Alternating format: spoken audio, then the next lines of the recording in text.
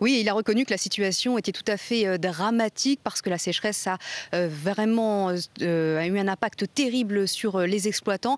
Pour comprendre un peu ce qui se passe, eh bien, regardez une image. Ici, nous sommes à côté d'un champ de blé et regardez normalement le blé qui atteint cette hauteur-là à cette saison. Eh bien, c'est simple, il est 2 fois plus haut. Pourquoi? Eh bien, parce qu'il n'y a pas d'eau, donc le blé n'a pas pu grandir normalement. Et là, s'il ne pleut pas dans les prochains jours, eh bien, la situation risque de devenir encore plus catastrophique, c'est-à-dire que les rendements risquent d'être beaucoup plus faibles que d'habitude, que lors des autres années.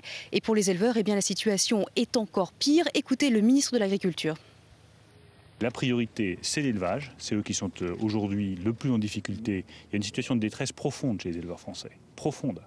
À la fois parce qu'ils ont le sentiment de ne plus avoir 1 euro pour payer l'alimentation de leurs bêtes. Vous avez des éleveurs, notamment des jeunes éleveurs, qui sont en train de tuer une partie de leur cheptel pour arriver à nourrir le reste des bêtes. C'est des situations qui sont dramatiques. Donc ça, c'est ma préoccupation immédiate. On a pris toutes les mesures pour les soutenir, y compris les mesures financières.